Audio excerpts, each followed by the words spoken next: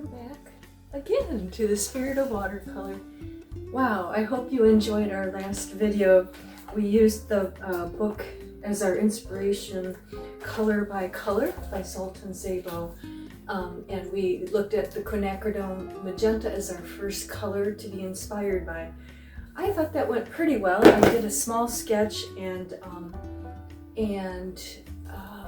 used that as the main sort of theme of the painting, or it becomes the focus of a painting when you take a lot of a particular color and really use it so that the person's really drawn by the beauty or the intensity of the color. Now, since we're still thinking about this artist, Zoltan Szabo, who's been my inspiration, as I've told you, and I've done prior demos that you might want to check. One is the book 70 Favorite Watercolor Techniques. I've done inspirational book reviews on his books in this August, late summer, and we did a demo using his brushes, which are slanted. Then we also used his palette knives. I mean, you probably have palette knives if you've dabbled in any oil painting, and we tried those for mountains. And now we worked with the color, and you know what I'm looking at doing now is doing some combinations thereof of his techniques to do a painting or two. Okay, so thank you for joining me. If you are enjoying these, liking and subscribing is helpful, and I'm thankful for the subscribers I have that we're working on the spiritual journey together of watercolor. Now, what I've also done is I reordered the Color by Color book. It was like $7 at a thrift store online, and because I lost it. And I've also acquired another book, which is another one of his books, which is called Trees, Mountains, Rocks, Watercolor Basics. Now this book, gets a little more into the subject of and takes apart 3 of landscape's very most beautiful subjects, which are, of course, trees, which he goes into for quite a while. Now this book doesn't go in like the prior books into, what brushes, what colors, and so forth. Like he gets into the detail in those earlier books, the basic technique books. This one is a little more, I think I would say advanced, or a little more intermediate. He doesn't go very much into what you need. There might be a little page or 2 here about the supplies that you might want to gather, but by this point he's assuming we've got our own paints and our palette and our brushes and things like that. But he goes into the subject of trees for like a large part of this book. And what I'm very tickled about is his books they show you a few colors you can use, or you can use colors you have similar to those. And then he goes into step by step, doing a painting. Okay. And so these books are meant for us to use as lessons and to copy, not to sign, but to copy. And then we learn bit by bit how to go through a painting, which I think is so helpful. You can kind of know what to paint first, how much value to put in. And like I said, the first part is about trees, and I want to say we're going into trees in all the aspects. There's a lot to trees, isn't there? More than you might think. I mean, there's trees far away in the background, which are looser. There's trees in the close-up, which are more detailed. Of course, there's the parts of the trees, the leaves, the trunks, the different kinds of colors we use. There's so much going on in trees. So to just elaborate on studying trees, I think we should do. That actually could take quite a while. That's why I recommend these books, because I'm not going to probably, go into every page and detail of these books, right? But just to let you know, and to dabble a little in them on our demonstrations on my table here, so that we can gain a little more insight into, learning more how to paint certain subjects and colors and techniques.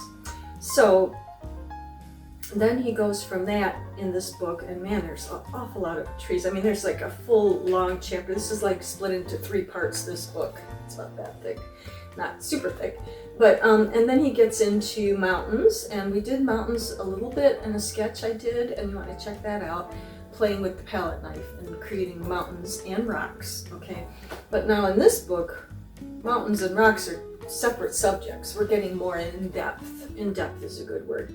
And so when we do this, the paintings, again, the examples are going to have, they might have a little tree in there or something like that, because we've learned about trees, say, if you've gotten through the first chapter.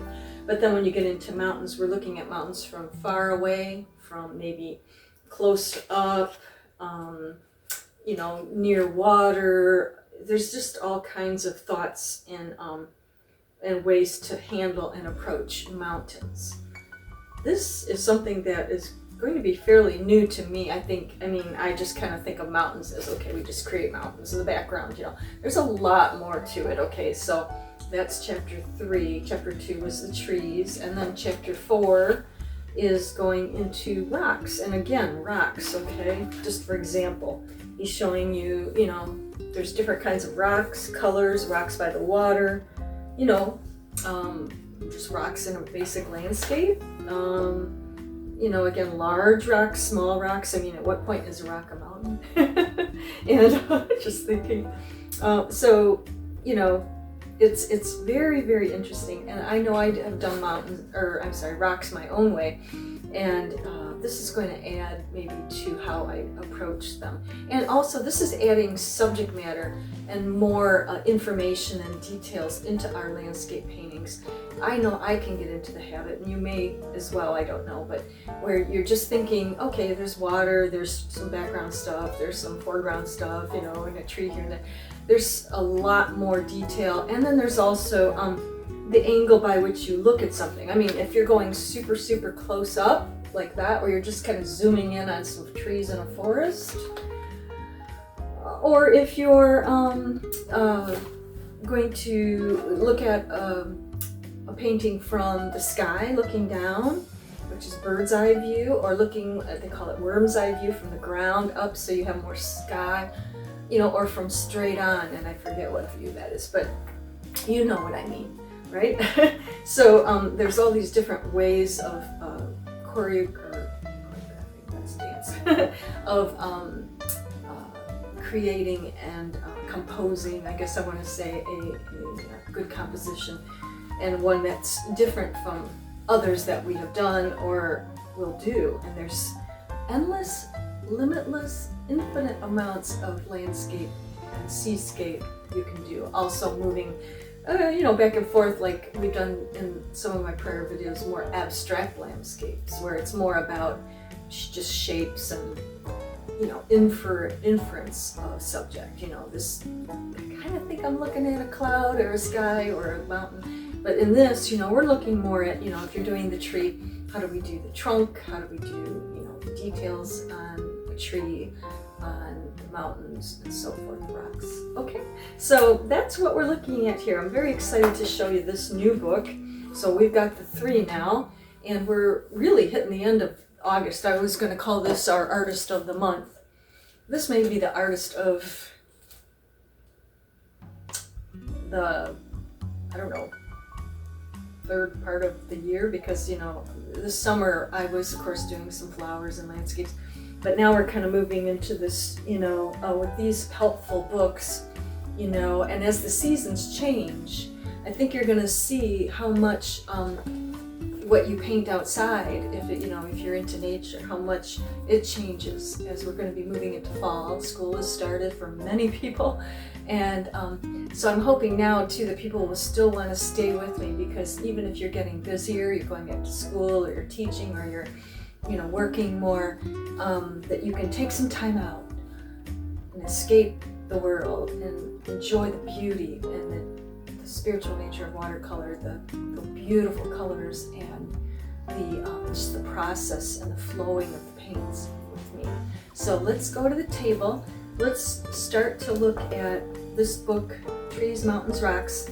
Maybe what we'll do is we'll use his brushes and knives, and we'll approach a simple, we'll pick one out of this book and we'll try to, use some of the tips he uses and the techniques here to make some nice trees and maybe a mountain in the background, or maybe even the foreground, I don't know, and some rocks. So I'll draw one up, pick one out, and show it to you, and we'll get going. Thank you so much. I'll see you at the table.